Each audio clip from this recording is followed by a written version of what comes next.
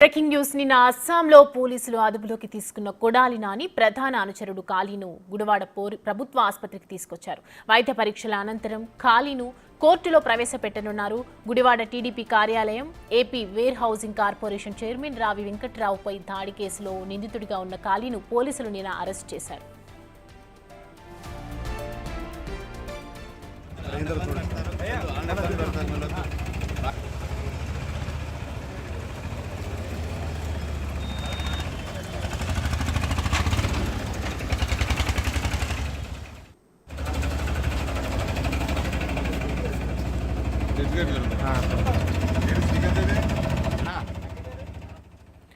ఇదే అంశానికి సంబంధించి మరిన్ని అప్డేట్స్ మా ప్రతినిధి శివ అందిస్తారు. శివ, చెప్పండి.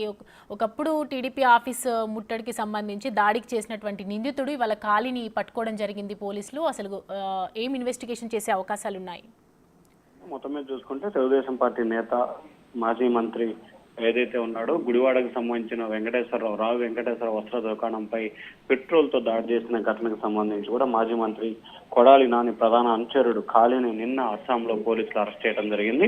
ఆయన్ని రాత్రి ప్రత్యేకంగా కూడా తీసుకొచ్చారు. ఈ రోజు కొద్దిసేపట్లో గుడివాడ టీడీపీ కార్యాలయంలో సీన్ రీకనెక్షన్ చేయడంతో పాటు గుడివాడ ప్రభుత్వ వైద్యశాలలో ఆయనకి వైద్య పరీక్షలు నిర్వహించి కొద్దిసేపట్లోనే కోర్టులో హాజరుపరచబోతున్నారు. ఏదైతే సంఘటన జరిగిన సమయంలో ఎట్లా జరిగింది, జరగడానికి గల కారణాలేంటి, ఎవరి పోద్బలంతో జరిగిందనే దానికి సంబంధించి కూడా పూర్తి స్థాయిలో అతని వద్ద నుంచి అయితే విచారణ చేపట్టబోతున్నట్టు తెలుస్తా ఉంది. అయితే ఈ ఘటనకు సంబంధించి చాలా మంది ఇందులో నిందితులుగా ఉన్నట్టు తెలుస్తా ఉంది. ఎవరెవరు ఇందులో నిందితులు ఉన్నారు, ఎవరి పోద్బలంతో ఈ ఘటన జరిగింది అనే దానికి సంబంధించి కూడా లోతుగా పోలీసులు అయితే విచారణ చేపట్టబోతా ఉన్నారు. Soumya, thank you Shiva.